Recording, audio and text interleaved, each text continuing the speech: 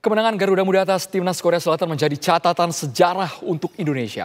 Timnas membuka peluang untuk lebih terbang tinggi dalam kompetisi sepak bola dunia.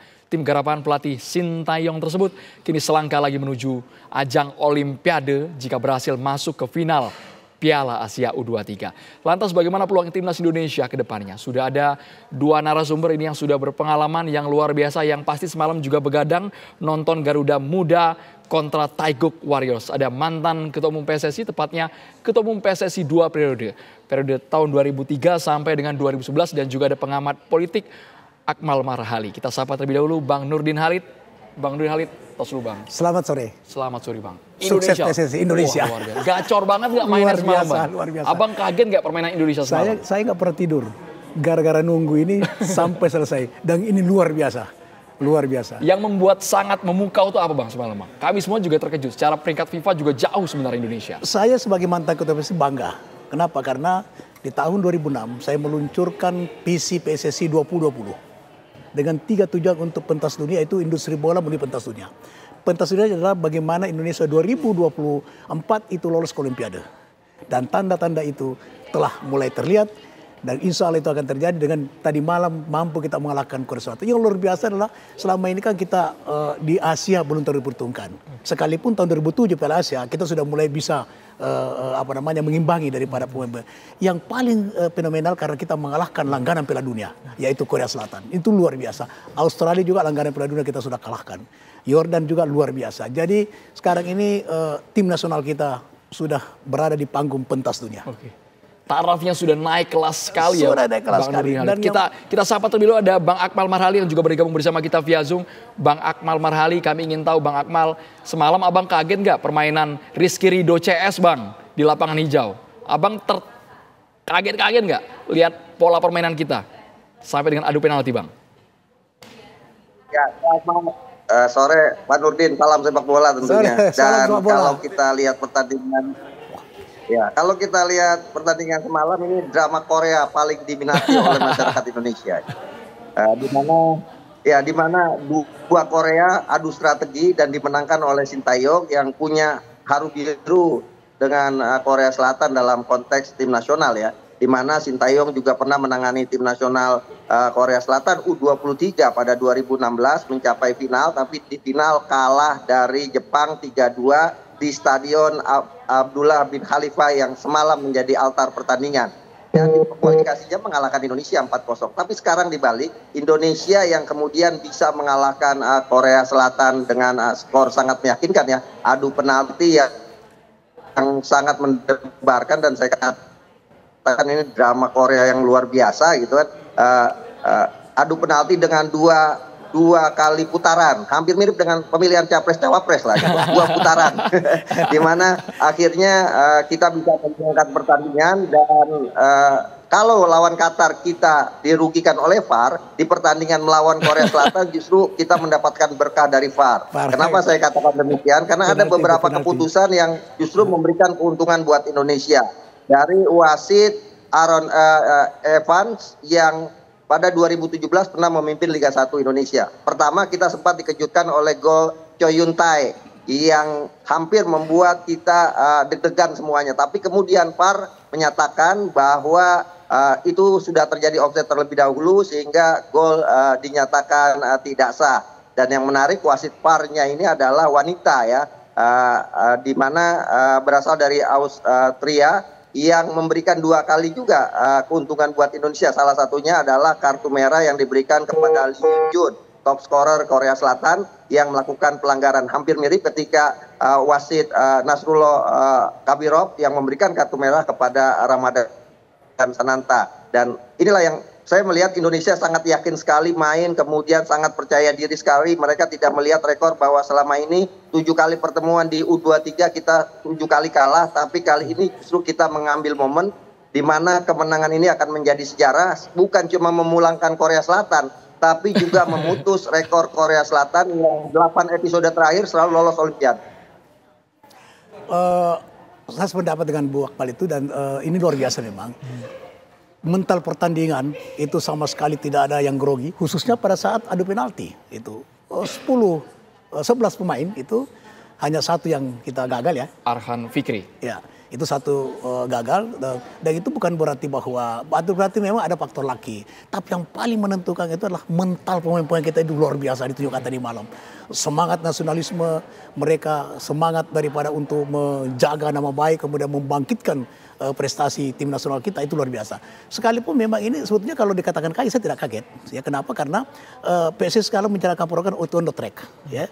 Di mana Badan Tim Nasional liga yang kita dirikan di tahun 2006 itu konsisten menjalankan daripada programnya dan juga kompetisi kita sejak 2006 itu sangat tertib terus berjalan, kontinu berjalan di mana klub kita sudah sangat profesional karena 2006 ketika kita meluncurkan daripada klub profesional yaitu saya membentuk Badan Liga Indonesia yang namanya PTBLB sekarang dan itu konsisten sehingga sumber pemain kita untuk tim nasional itu memiliki sumber yang banyak dan sumber yang sangat bagus dan tidak instan lagi seperti zaman dulu. Meskipun saat ini secara materi pemain kombinasinya bukan hanya lokal tapi banyak juga naturalisasi, Pak Nurdin Halid. Program naturalisasi itu program PSSI zaman saya. Jadi ketika itu pertama Gonzales, kenapa? Itu menaikkan level daripada tim nasional kita. Sehingga ada transformasi daripada skill dari pemain-pemain naturalisasi. Dan itu sudah dibuktikan sepanjang sejak 2010 ketika kita mulai naturalisasi. Dan itu memang ada transformasi skill kepada pemain-pemain kita. Dan tadi malam luar biasa itu. Saya bangga sekali sebagai kebanggaan yang luar biasa. Tapi di depan mata kita masih menantikan bersama ini Bang Akmal dan juga Pak Nurdin Halid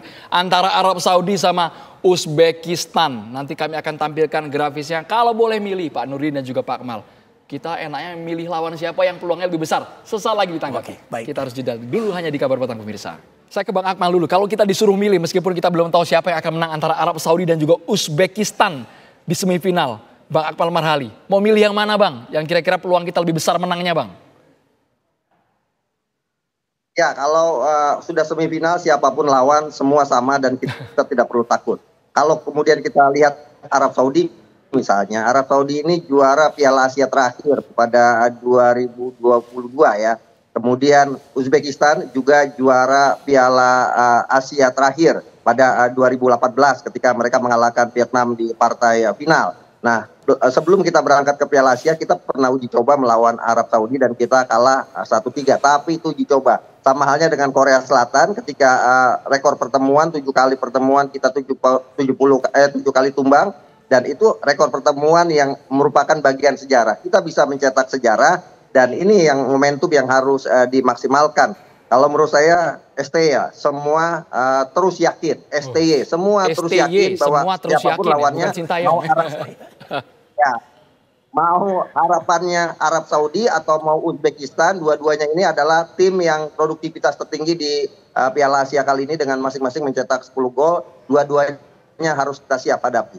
Oke, kalau secara histori memang kita Pak Nurdin Halid bertemu Arab, mayoritas Arab mendominasi kemenangan. Sama halnya seperti Uzbekistan, tapi levelnya sudah sama kalau dalam konteks Piala Asia U23, Pak Nurdin Halid. Dari materi pemain Pak, Anda lihat bagaimana Pak? Kalau kita lihat prestasi mereka, ini semua mantan juara. Oleh karena itu, tim kita sepanjang ini bisa memelihara atmosfer tim, ya, dan itu tugasnya manajer dan pelatih dan ketua PSSI dan seluruh pengurus PSSI, saya yakin bahwa kita akan mencetak sejarah bahwa kita akan lolos ke Olimpiade. Siapa melawannya? Mau Arab Saudi maupun Uzbekistan. Arab Saudi kita sebenarnya sejak tahun 2007 itu kita sudah bisa mengimbangi. Waktu itu kita posisi 1-1 Piala Asia di Gelora Bung Karno. Injury time baru kita kemasukan, itu faktor laki aja waktu itu. Artinya apa? Bahwa secara tim, kemudian secara permainan kita tidak kalah dengan mereka. Nah, dan itu ditunjukkan oleh pemain kita yang sekarang ini. Garuda Muda ini memang luar biasa. Dan itulah kelebihan daripada pemain Indonesia. Sepanjang dia bisa bermain dari kaki ke kaki, ya, tik-tak begitu seperti yang sudah dipertontonkan selama Piala Asia ini, maka insya Allah peluang kita untuk memenangkan seperti itu adalah sangat terbuka. Nah, tinggal sebagaimana mental juara itu harus tetap mental juang, sebagai mental untuk menjadi juara, itu akan terus dimotivasi, disugesti oleh pelatih dan tim official. Saya yakin Indonesia akan mencetak sejarah baru untuk pertama kalinya sejak 52 tahun 52 kita lolos Olimpiade sepak bola. Sepanjang perjalanan di Piala Asia Anda melihat agresivitas lini depan kita. Ada Witan, ada Marcelino Ferdinand, ada Rafael Struijk. Gimana? Ya, pengalaman saya kita memimpin PSM, memimpin PSSI, kemudian saya rosok ke beberapa negara. Karakteristik pemain kita itu tidak jauh berbeda dengan Brasil. Yaitu agresif dalam merebut bola, kemudian dia bermain dari kaki ke kaki. Dan itu yang dibuktikan tadi malam. maupun malam sebelumnya waktu Australia, Yordania, apalagi waktu Yordania itu tiktak luar biasa. Dan inilah kelebihan daripada pemain Indonesia karena pemain kita kan rata-rata posturnya pendek begitu, artinya kalau bermain dari kaki ke kaki dengan kecepatan tinggi, peluang mencetak gol itu sangat terbuka. Dan kalau ini dilakukan lagi ketika melawan Arab Saudi maupun Uzbekistan, insya Allah Indonesia akan tetap, saya yakin, hakul yakin akan bisa menang dan menuju Olimpiade. Dan saya akan nonton di Olimpiade. Nonton langsung? Langsung nonton Olimpiade. Baik, Bang Akmal, sejak menit pertama kita harus ofensif ya Bang Akmal. Anda melihatnya Bang? Untuk semifinal Bang?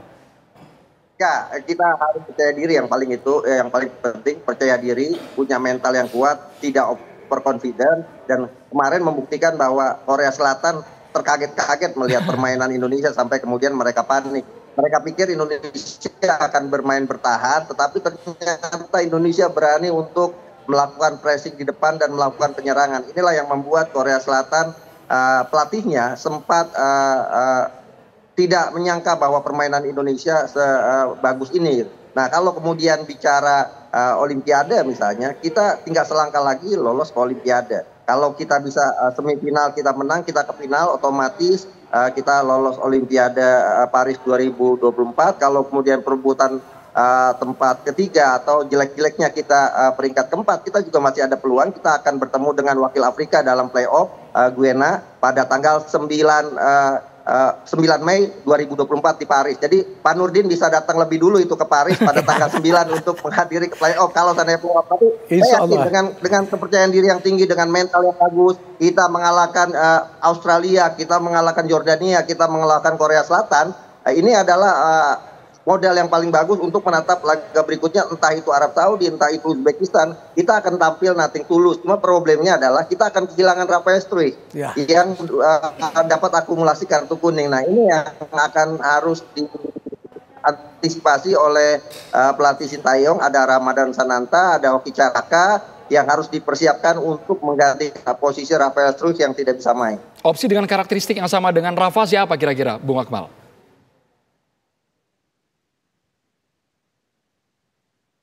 Kalau opsi yang hampir mirip dengan Rafael Struijk, Hoki Caraka, tapi Hoki Caraka ini kan masih terlalu muda gitu kan, usianya baru 20 tahun dan permainannya Rafael Struijk ini kan tidak melulu ada di depan sebagai target man. Dia bisa menyisir dari sayap kanan, dia bisa masuk sayap kiri, dan dia bisa mengganggu pertahanan lawan. Nah, karakteristik ini yang berbeda dimiliki oleh Ramadan Sananta yang tipikalnya target man, kemudian Hoki Caraka juga yang pergerakannya tidak begitu luas, dan ini sebenarnya problem tersendiri ketika Rafael Struijk yang absen dan harus mencarikan penggantinya menghadapi salah satu tim yang sangat luar biasa ya, Uzbekistan dan Arab Saudi. Ini kan salah satu kekuatan Asia saat ini, selain juga ada Jepang tentunya. Nah, ini yang mungkin perlu dicarikan solusi. Kalau melihat kemarin dimainkan Ramadan Sananta, sepertinya Ramadan akan disiapkan untuk menggantikan posisi Rafael Struijk.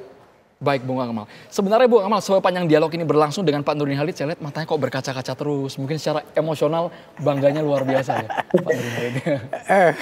Di naluri. Ya, perjalanan. Jadi sebagai perjalanan sepak bola ini saya kan terus mengikuti perjalanan dari sejak zaman Pak Nurdin Halid jadi ketua umum PSSI dengan visi 2024-nya. Kemudian saat ini sudah mau tercapai dengan kita lolos Olimpiade. Terakhir kan kita 1956 di Olimpiade Melbourne, kita lolos, kita masuk perempat final. Eranya ketika itu Mauli Saelang, Ramlan Yatim, kemudian juga lama sekali. Mungkin 56 itu eranya Pak Nurdin masih baru lahir. Sekarang kita akan mencapai target itu dengan visi 2024 yang dulu digulirkan oleh Pak Nurdin sejak tahun 2008 kalau nggak salah gitu kan. Dan ini akan tercapai. Siapa yang tidak kemudian terharu dengan hasil yang diraih oleh timnas kita saat ini? Baik, Pak Nurdin Halid, ada pesan, ada motivasi untuk para pemain kita, Pak? Iya, saya menghadapi pertandingan semifinal berikut, baik melawan Uzbekistan maupun Arab Saudi, saya tidak melihat ada faktor yang bisa melemahkan daripada mental bertanding anak-anak kita. Kenapa? Karena kita sudah mengalahkan langganan Piala Dunia Australia, langganan Piala Dunia Korea Selatan, itu akan semakin mempertinggi daripada motivasi juang anak-anak kita. Sehingga mental bertandingnya menurut saya akan semakin kuat. tidak akan ada grogi depan panggung dan tidak merasa lebih rendah dari mereka, justru akan merasa lebih tinggi dan setara dengan mereka atau setara dengan mereka. Oleh karena itu mental bertanding yang paling utama ini insya Allah akan ditunjukkan melawan siapapun di semifinal nanti. Untuk Sintayong, Pak. Untuk Sintayong, saya luar biasa. Saya sudah banyak pelatih bersama saya, baik waktu manajer PSM saya jadikan PSM juara maupun waktu di PSSI. Tapi ini memang punya karakter prinsip tersendiri dan yang paling penting saya melihat bahwa Sintayong ini, STY ini, saya yakin. Saya terus yakin. Dan insya Allah Sintayong yakin terus akan negaranya saja dia bisa kalahkan. Apalagi negara lain itu. Dan Sintayong ini punya karakter sendiri dan yang paling penting dia memahami anatomi daripada pemain-pemain Indonesia. Itu sehingga dia bisa meramu taktik dan strategi dan mengalahkan lawan. Itu luar biasa dan itu tidak semua pelatih bisa seperti itu.